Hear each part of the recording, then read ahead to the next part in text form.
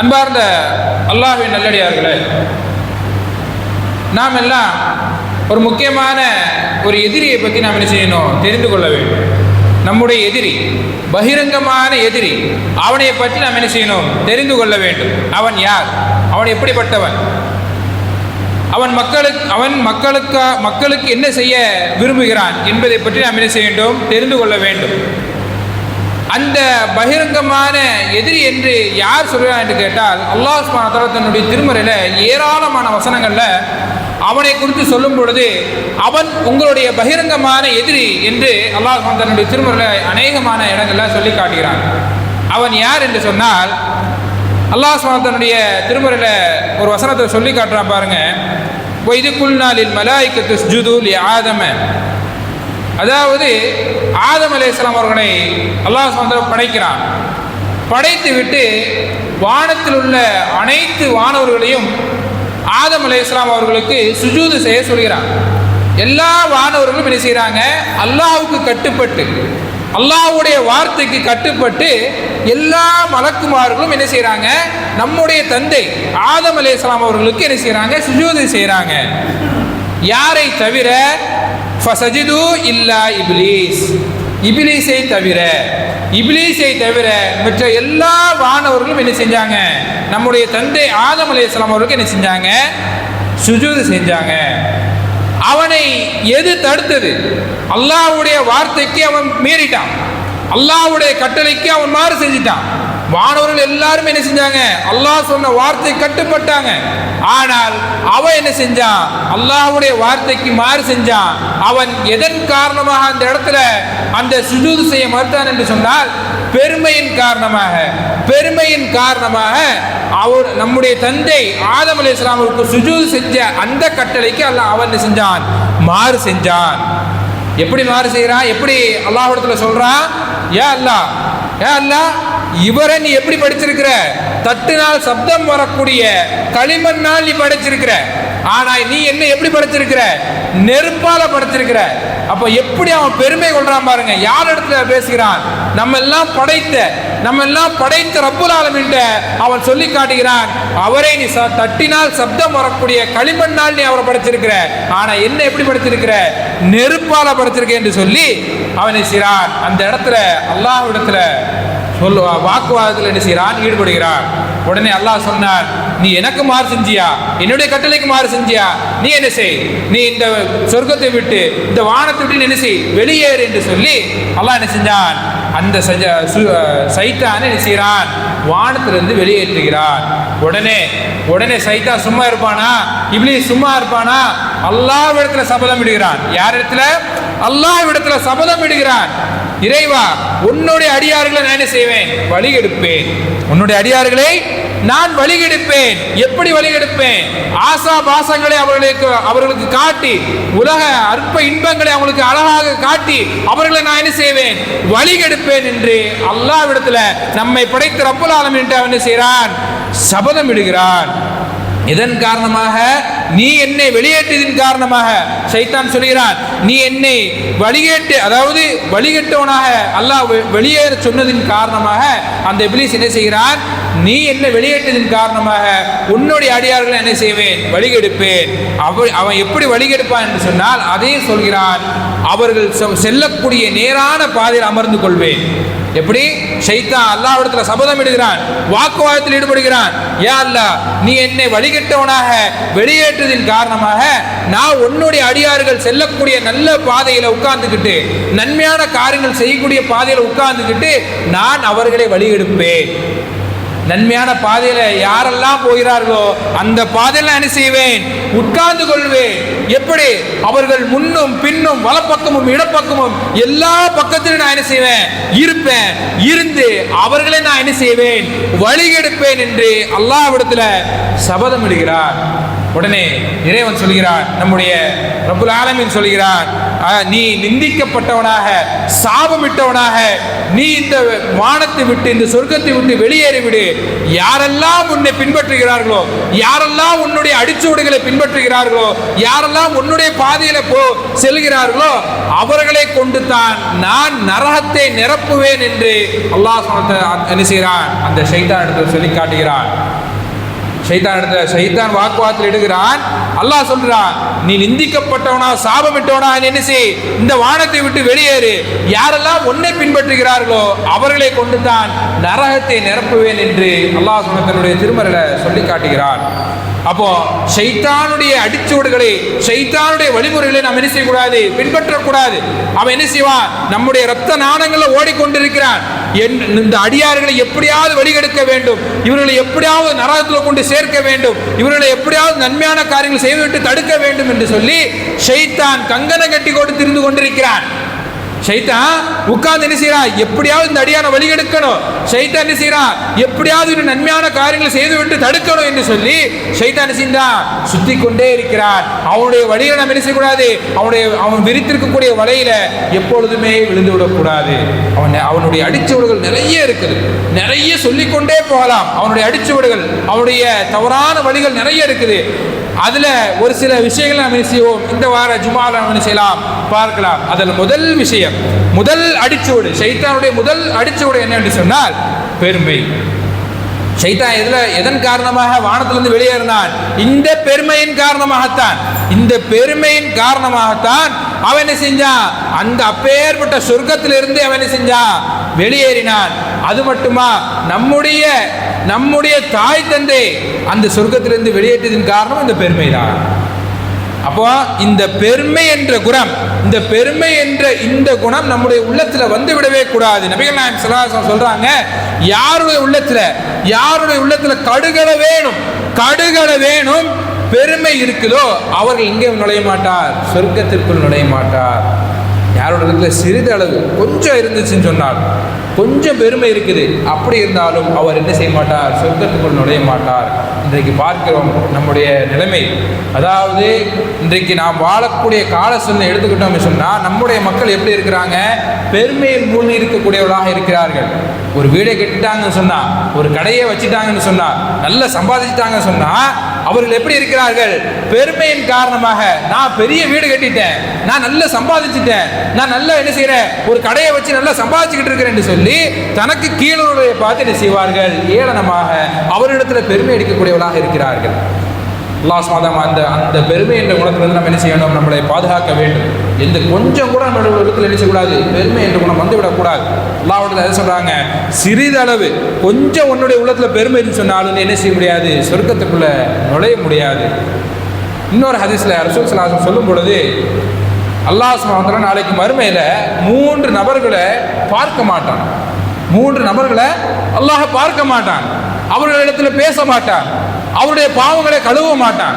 இன்றைக்கு நாம் இந்த உலகத்தில் எதற்காண்டி வாழ்ந்து கொண்டிருக்கிறோம், அல்லாஹ்விடத்துல நான் அல்லாஹ்வுடைய முகத்தை பார்க்கணும், அல்லாஹ்விடத்துல நான் பேசணும், அல்லாஹ் என்னிடத்தை பேசணும், அல்லாஹ் என்னுடைய பாவத்தை கழுவணும், அல்லாஹ் என்னுடைய பாவத்தை மன்னிக்கணும் என்பதற்காகத்தான் இந்த உலகத்தில் என்ன செய்து கொண்டிருக்கிறோம், கஷ்டப்பட்டு கொண்டிருக்கிறோம், நன்மையான காரியங்களை செய்து கொண்டிருக்கிறோம். அப்போ அந்த ரப்புல் ஆலமீன் நாளைக்கு மறுமை நாள்ல 3 நபர்கள் இடத்துல பேச மாட்டான், நம்முடைய பாவங்களை கழுவ மாட்டான், நம்மளை ஏறெடுத்து கூட பார்க்க மாட்டான். அப்படிப்பட்ட 3 நபர்கள்ல ஒரு நபர்கள் யார் என்று சொன்னால் பெருமை அடிக்கக்கூடியவர்கள். கிபிர்ல இந்த உலகத்தை தெரிஞ்சுக்கிட்டு இருக்கிறானே, அவன் இடத்துல அல்லாஹ் என்ன செய்ய மாட்டான், அவர்களுடைய பாவங்களையும் அவரிடத்திலும் என்ன செய்ய மாட்டான், பேச மாட்டான். அப்போ நாம் என்ன செய்யக்கூடாது, இந்த பெருமை என்ற குணத்துல உட்காரத்தை கொண்டு விழுந்து விடக்கூடாது. ஷைத்தான் வருவான். யாரெல்லாம் நல்லா சம்பாதிக்கிறாங்களோ, யாரெல்லாம் நல்ல மாடியா வீடு கட்டுகிறார்களோ, யாரெல்லாம் கடையை வச்சு நல்லா சம்பாதிக்கிறாங்களோ அவர்களிடத்துல ஷைத்தான் வருவான். ஷைத்தான் வந்து என்ன செய்வான், நம்முடைய உள்ளத்துல பெருமையை போட்டு விடுவான். அந்த ஷைத்தானுடைய அடிச்சுவடை ஒரு காலம் பின்பற்றக்கூடாது. இது ஷைத்தானுடைய ஆரம்ப குணம். இந்த பெருமை இருக்குது பாருங்க, ஷைத்தானுடைய ஆரம்ப குணம். இந்த குணத்தினாலதான் அப்பேற்பட்ட பெரும் சொர்க்கத்திலிருந்து என்ன செஞ்சான், வெளியேறினான். அப்போ நம்மளை வெளியேற்றக்கூடியதும் இந்த பெருமை தான். இதிலிருந்து சொர்க்கத்திலிருந்து நாம் கஷ்டப்பட்டு கொண்டிருக்கிறோம், கஷ்டப்பட்டு இருக்கோம். சொர்க்கத்துக்கு செல்லணும், சொர்க்கத்தினுடைய இன்பங்கள்லாம் அனுபவிக்கணும், சொர்க்கத்தில் எவ்வளோ இன்பங்கள் இருக்கு, அந்த இன்பங்கள்லாம் நான் பார்க்கணும் என்பதற்காக நான் இந்த உலகத்தில் கஷ்டப்பட்டு கொண்டிருக்கிறோம். அப்போ அந்த கஷ்டமெல்லாம் வீணடிக்கக்கூடிய ஒரு குணம்தான் இந்த பெருமை. இந்த பெருமை என்ற குணம் யாரும் உள்ளத்திலும் நினைச்சக்கூடாது, வந்துவிடக்கூடாது. அதே மாதிரி அடுத்த அடிச்சோடு என்னவென்று சொன்னால் புறம். அடுத்த அடிச்சுவடு புறம். புறம் என்பது மிகப்பெரிய ஒரு பாவம். அதாவது என்னிடத்துல குறை இருக்குது, என்னிடத்துல ஒரு தவறு இருக்குது. அப்போ யார் இடத்துல குறை இருக்குதோ அந்த மனிதர் இடத்துல போய் என்ன செய்யணும், அந்த குறையை சொல்லணும். அப்படித்தானே? இது புறமாகுமா? கிடையாது, புறமாகாது. ஏன்னா யார் இடத்துல குறை இருக்குதோ அந்த குறை அவரிடமே சொன்னால் அது புறமாகாது.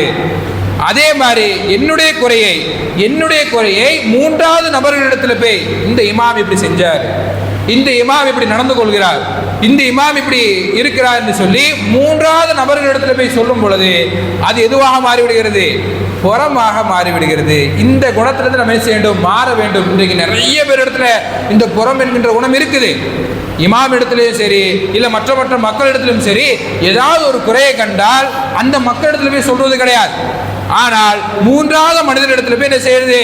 இந்த மனிதர் இப்படி இருக்கிறாரு, இந்த மனிதர் இப்படி நடந்துக்கிறாரு, வீட்டில் மனைவி இடத்துல இப்படி இருக்கிறார் என்று சொல்லி மூன்றாவது மனிதரிடத்துல போய் சொல்லும் பொழுது அது புறமாக மாறிவிடுகிறது. இது மிகப்பெரிய ஒரு பாவமான ஒரு காரியம். அதே மாதிரி ஒரு குறையை ஒரு நபரிடத்துல சொல்லும் பொழுது அது அழகான முறையில் சொல்ல வேண்டும். ஒரு குறையை ஒருத்தர் சொல்ல போறோம், என்னிடத்துல ஒரு தவறு இருக்குது, அந்த தவறை ஒரு நபர் சுட்டிக்காட்ட வருகிறார் என்று சொன்னால் அந்த குறையை அவரிடத்துல அழகான முறையில் சுட்டிக்காட்ட வேண்டும். எப்படி? அவருடைய மனம் புண்படாத அளவிற்கு அந்த குறையை என்ன செய்ய வேண்டும்? சுட்டி காட்ட வேண்டும். இமாம், நீங்க இப்படி இருக்கிறீங்க, இதை கொஞ்சம் திருத்திக்கிறீங்க, இந்த மாதிரி இருக்கிறீங்க, இதை கொஞ்சம் திருத்திக்கிறீங்க அப்படின்ட்டு சொல்லி அழகான முறையில் அவருடைய மனம் புண்படாத அளவிற்கு அந்த இடத்துல என்ன செய்ய வேண்டும்? நடந்து கொள்ள வேண்டும். அதே மாதிரி இந்த புறம் என்ற குணம் அல்லாஹ் தன்னுடைய திருமறையில் சொல்லும் பொழுது, அதாவது உங்களில் ஒருத்தர் செத்த, அதாவது இறந்து போன சகோதரனை நீங்க சாப்பிடுவீங்களா, இறந்து போன சகோதரருடைய மாமிசத்தை சாப்பிடுவீங்களா என்று சொல்லி அல்லாஹ் என்ன செய்கிறான்? கேள்வியாக கேட்கிறான். யாரை பார்த்து? யாருக்கு சமம் இந்த இறந்து போன சகோதரருடைய மாமிசத்தை சாப்பிடுவது யாருக்கு சமம் என்று சொன்னால் அல்லாஹ் சொல்லி காட்டுகிறான், உங்களில் சிலரை பற்றி புறம் பேச வேண்டாம். அப்படி புறம் பேசக்கூடியவர்கள் எதற்கு சமம் என்று சொன்னால் நம்மோடு சகோதரர் இறந்து போன மாமிசத்தை சாப்பிடுவதற்கு சமம் என்று அல்லாஹ் சுப்ஹானஹு தன்னுடைய திருமறையில சொல்லி காட்டுகிறான். யாராவது சாப்பிட விரும்புவோமா? அதை வெறுப்போம். அப்படிதானே? இறந்து போன சகோதரருடைய மாமிசத்தை தின்பதற்கு வெறுப்போம், அசிங்கப்படுவோம், அருவருப்புப்படுவோம். அதே மாதிரிதான் ஒருவரை பற்றி நீ புறம் பேசும் பொழுது நீ அசிங்கப்பட வேண்டும். அந்த புறத்தை பேசும் பொழுது என்ன செய்யணும்? அதை வெறுக்க வேண்டும். இது பேசக்கூடாது, அவர்களை பற்றி பின்னாடி என்ன செய்யக்கூடாது, பேசக்கூடாது என்று நாம் என்ன செய்ய வேண்டும்? மனதில் எண்ணிக்கொள்ள வேண்டும். புறம் பேசணும் என்று சொன்னால் எதற்கு சமம்?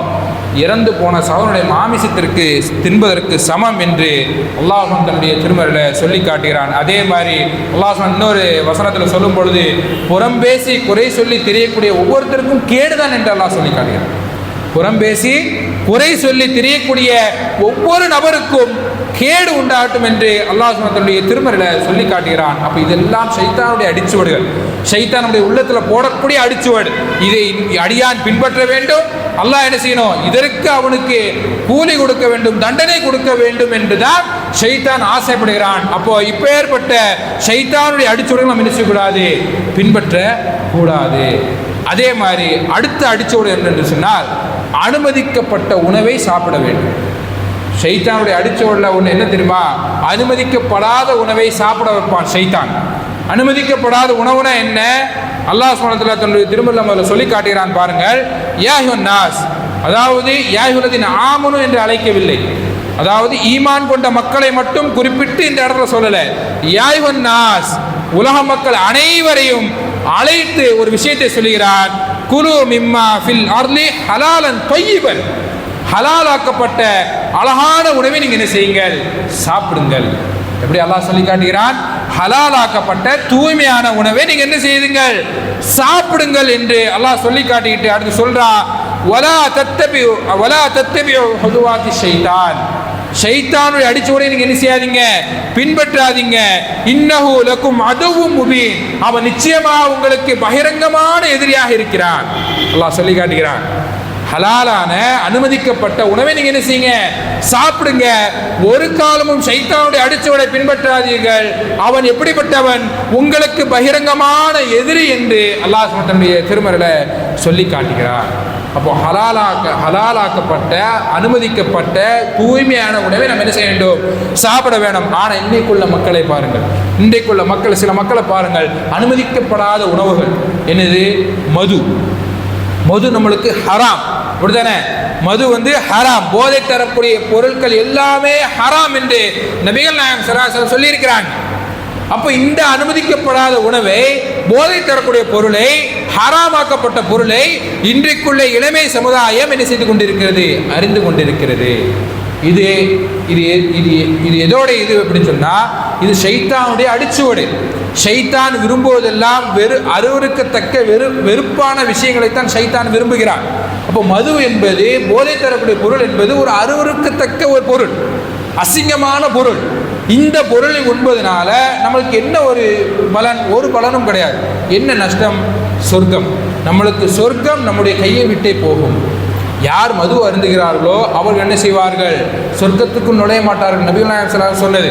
அதே மாதிரி ரசூல் ஸல்லல்லாஹு அலைஹி வஸல்லம் சொல்றாங்க, யார் மது அருந்துகிறார்களோ, யார் போதை தரக்கூடிய பொருளை உட்கொள்கிறார்களோ அவர்களை பார்த்து அல்லாஹ் என்ன செய்றாங்க? சாபமிட்டிருக்கிறாங்க, சாபமிடுறாங்க.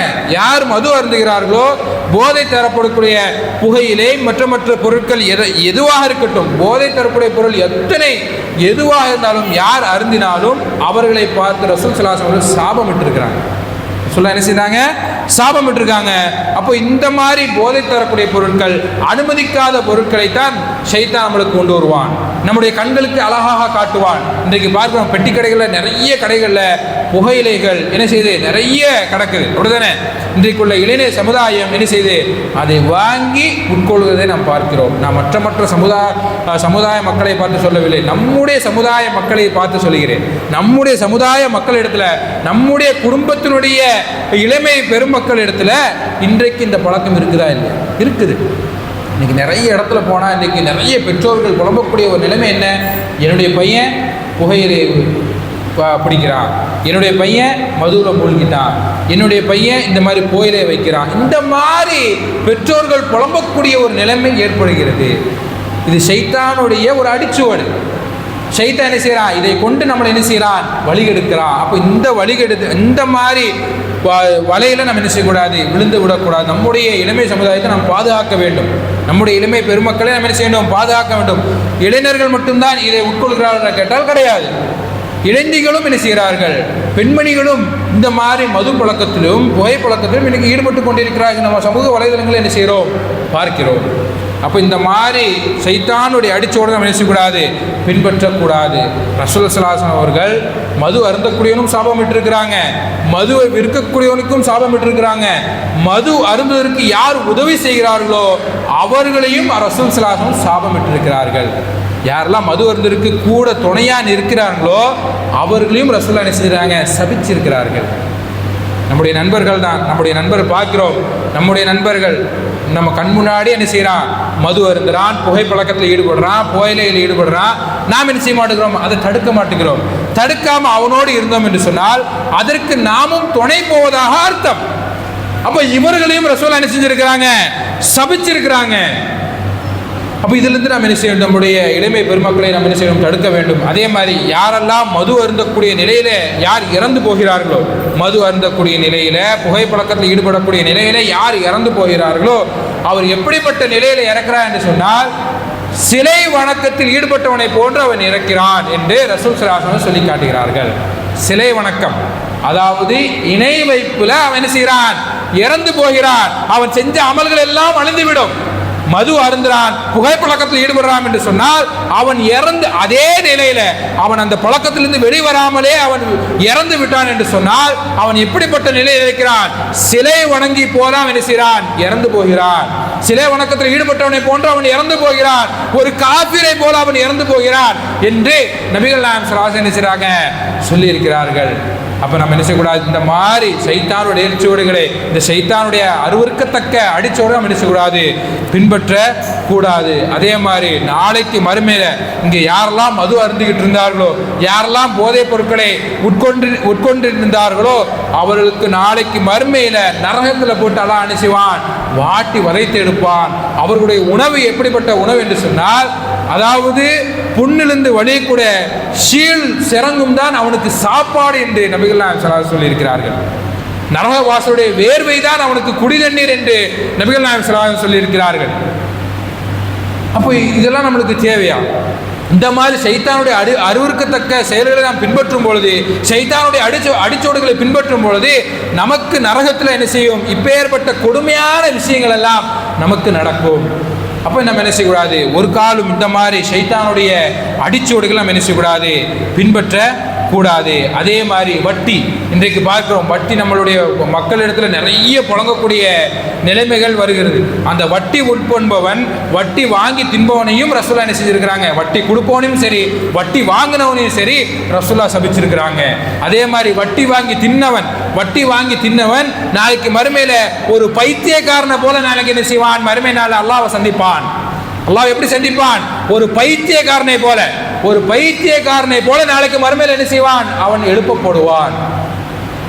அப்ப நம்ம என்ன செய்யக்கூடாது? இதெல்லாம் ஷைத்தான் விரும்பக்கூடிய ஒரு செயல்.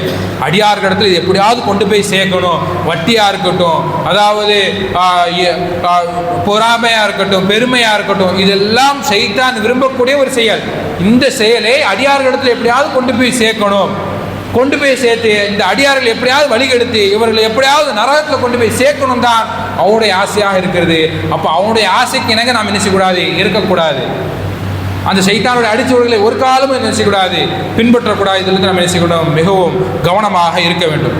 அதே மாதிரி நமக்கு தந்திருக்கக்கூடிய மிகப்பெரிய ஒரு அருட்கொடை என்னவென்று சொன்னால் நேரம் என்பது மிகப்பெரிய ஒரு அருட்கொடை. இந்த நேரத்தை ஷைத்தான் செய்வான், நம்மிடத்தில் வீணாக்க வைப்பான், வீணடிக்க செய்வான். இன்னைக்கு உள்ள மக்கள், இன்னைக்கு உள்ள இளமை சமுதாயம், இன்னைக்கு உள்ள பெண்கள் எப்படி இருக்கிறார்கள்? மொபைல் ஃபோனை என்ன செய்கிறார்கள்? யூஸ் பண்ணிக்கிட்டு அந்த மொபைல் ஃபோனில் ரீல்ஸ்களை பார்த்துக்கிட்டு ரீல்ஸ்களுக்கு டான்ஸ் ஆடிக்கிட்டு இன்றைக்கி என்ன செய்கிறார்கள்? இன்னைக்குடைய சமுதாய மக்கள் நேரத்தை கழித்து கொண்டிருக்கிறார்கள். நாளைக்கு மறுமையில் அல்லாஹ் சுப்ஹானஹு வ தஆலா கேட்கப்படக்கூடிய கேள்வியில் ஒன்று என்ன தெரியுமா? உன்னுடைய நேரத்தை எவ்வாறு கழித்தாய்? உனக்கு அற்புதமான நேரத்தை கொடுத்தனே, உனக்கு அற்புதமான ஒரு காலத்தை கொடுத்தனே, அந்த நேரத்தையும் காலத்தையும் எவ்வாறு செலவழித்தாய்? நாளைக்கு மறுமையில் அல்லாஹ் இடத்துல சொல்ல முடியுமா?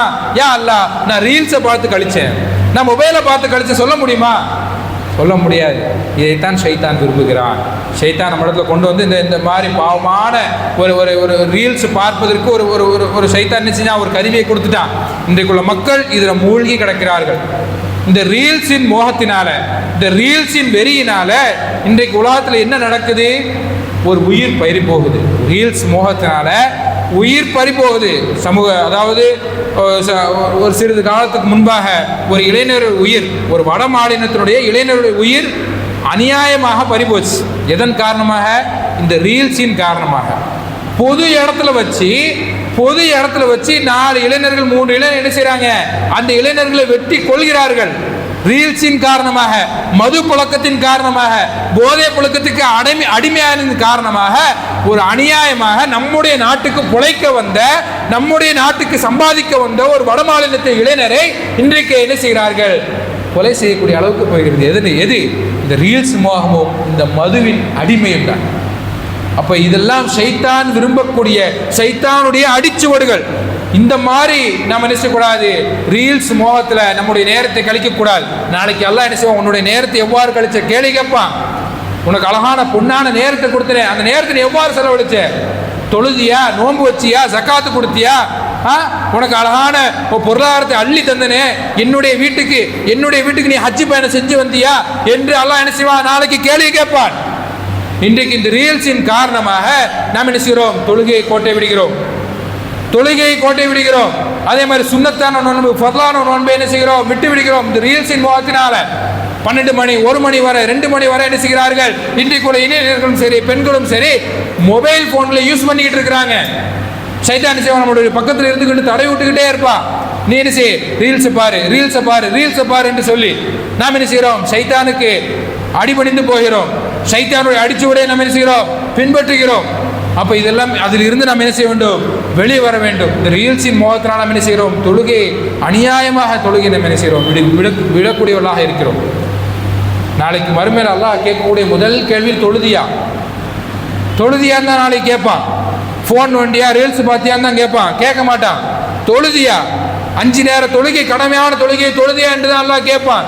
இந்த கேள்விக்கு ஒரு நபர் பதில் சொன்னால் மட்டும்தான் என்ன செய்ய முடியும், மற்ற கேள்விக்கெல்லாம் பாஸ் ஆகி எங்கே போக முடியும், சொர்க்கத்துக்குள்ளே போக முடியும். முதல் கேள்வி தொழுகை, இந்த கேள்விக்கே அவன் தோத்து விட்டான் என்று சொன்னால் அடுத்த கேள்வி எப்படிப்பட்ட நன்மையான காரியங்கள் செஞ்சிருந்தாலும் சரி, எவ்வளோ நற்பண்புகள் செஞ்சாலும் சரி, தொழுகையில் நீ சரியில்லைன்னு சொன்னால் மற்ற எல்லா அமல்களும் அழிந்து விடும். எங்கே தான் போவ, நரகத்துக்கு போவ. தொழுகை விட்டவனுக்கு என்று சொல்லி, தொழாதவனுக்கு என்று சொல்லி அல்லாஹ் என்ன செய்யா, பிரத்யேகமான ஒரு நரகத்தை ஏற்படுத்தி வைத்திருக்கின்றான். பிரத்யேகமான நரகம். அந்த நரகம் எப்படிப்பட்ட நரகம், அவனை உள்ளேயும் எடுத்துக்கொள்ளாது, வெளியும் தள்ளாது. அப்ப எங்க வச்சிருக்கிறோம், நடுவால வச்சு என்ன செய்யும், அவனை அமுக்கி கொண்டிருக்கும். அந்த நடுவில் என்ன செய்வான், அவன் சித்திரவதை அனுபவித்துக் கொண்டிருப்பான். எப்பொழுதெல்லாம் அவனுடைய உடம்பு கருகி போகிறதோ, எப்பொழுதெல்லாம் அவனுடைய உடல் அழுகி போகிறதோ, திரும்ப அவனுக்கு உடல் கொடுக்கப்பட்டு திரும்ப என்ன செய்வான், அந்த சித்திரவதை அனுபவிப்பான். அப்படிப்பட்ட நரகம் தான் சக்கர் என்ற நரகம். இது யாருக்காக தயார் செஞ்சு வச்சிருக்கிறான், இந்த உலகத்தை தொழுகை எவன் வீணாக விட்டானோ, எவன் தொழுகை வேணுமென்றே விட்டானோ அவனுக்கு அதான் என்ன செய்வான், அந்த சக்கர் என்ற நரகத்தை எல்லாம் என்ன செஞ்சிருக்கிறான், தேர்வு செஞ்சு வச்சிருக்கிறான். அப்போ நாம் என்ன செய்யக்கூடாது, இந்த மாதிரி சைத்தானுடைய அடிச்சோடுகளை பின்பற்றுவதன் காரணமாக தான் இப்படிப்பட்ட நல்ல அமல்கள் நாம் என்ன செய்கிறோம், விடுபட்டு கொண்டு இருக்கிறோம். எவ்வளோ பெரிய நல்லமல்கள் இருக்குது. அந்த நல்லமல் எதன் காரணமாக விடுகிறோம், இந்த மொபைல் ஃபோன்கள்னால, இந்த ரீல்ஸின் காரணமாக நாம் என்ன செய்கிறோம், அந்த நற்பண்புகளை நம்ம என்ன செய்கிறோம், கோட்டை விட்டு கொண்டு இருக்கிறோம். அல்லாஹ் நம்ம அதிலிருந்து அனைவரையும் பாதுகாக்க வேண்டும். அதே மாதிரி கடைசியான ஒன்று, ஷைத்தானுடைய அடிச்சோடுகளில் மிகப்பெரிய அடிச்சோடு என்ன தெரியுமா, அல்லாஹுக்கு மாறு செய்ய வைப்பது. அல்லாஹ்வை விட்டு மற்ற தெய்வங்களை வழங்க வைப்பதுதான் ஷைத்தானுடைய மிகப்பெரிய ஒரு அடிச்சுவடு. அல்லாஹ் சுப்ஹானஹு திருமறையில் சொல்லி காட்டுகிறான் பாருங்கள், இன்ன ஷிர்க தலுமுன் அதீம். ஷிர்க் என்பது மாபெரும் அநீதி, அல்லாஹ்வுக்கு செய்யக்கூடிய மாபெரும் அநீதி. அது இன்றைக்கு ஷைத்தான் என்ன செய்கிறான், விரும்புகிறான். இன்றைக்கு உள்ள மக்களிடத்தில் வருகிறான், நீ அல்லாஹ் இடத்துல போய் என்ன செய், கையேந்து. அல்லாஹ் இடத்துல போய் என்ன செய், அவனுக்கு நேர்ச்சை செய். அல்லாஹ்வுக்கு நேர்ச்சை செய், அறுத்து பலிடு. இன்னைக்கு நடக்குதா இல்லையா உலகத்துல, இன்னைக்கு நடக்குது. அல்லாஹ் இடத்துல போய் எத்தனையோ பேர் கையேந்து கொண்டிருக்கிறார்கள். அல்லாஹ் இடத்துல போய் எத்தனையோ பேர் நேர்ச்சி செய்யக்கூடியவர்கள் இருக்கிறார்கள்.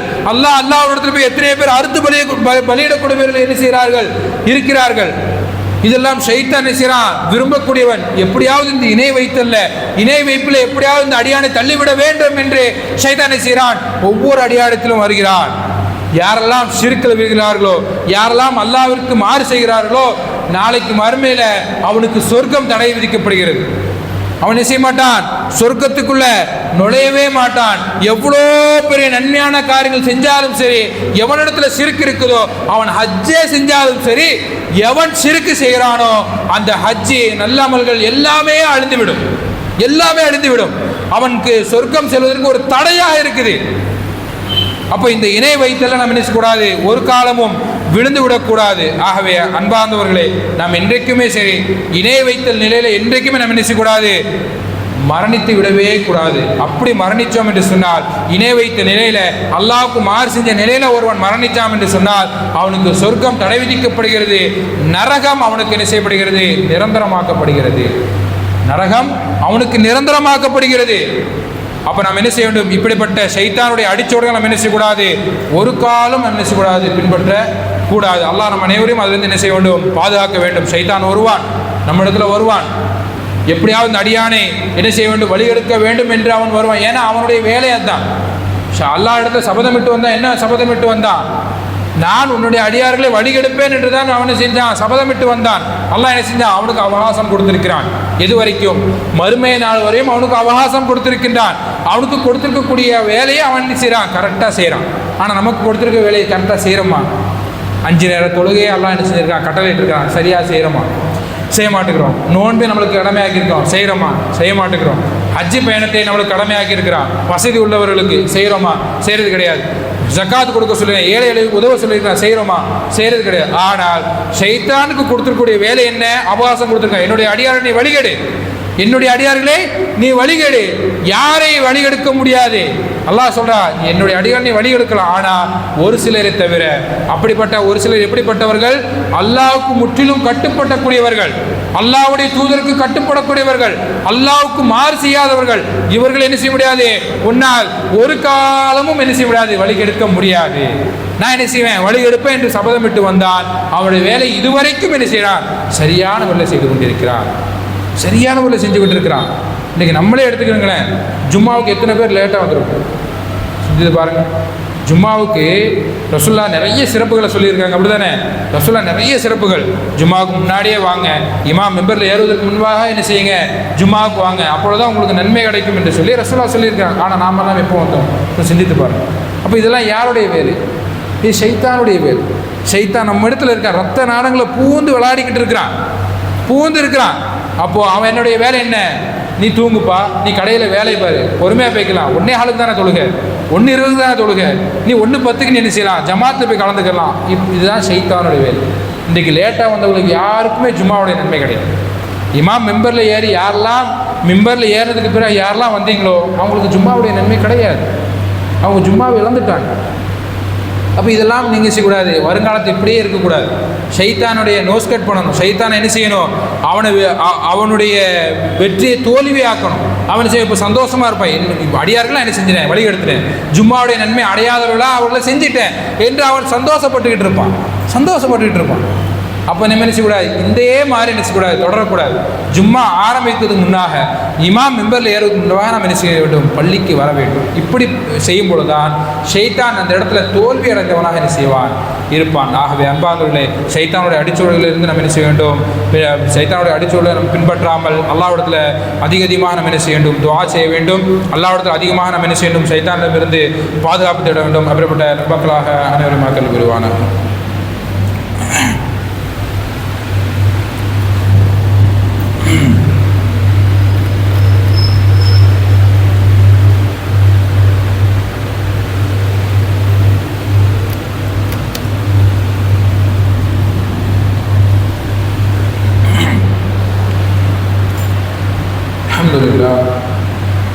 அல்ஹம்துலில்லாஹ் வஸ்ஸலாத்து வஸ்ஸலாமு அலா ரசூலில்லாஹ் வ அலா ஆலிஹி வ ஸஹ்பிஹி வ மன் வலா.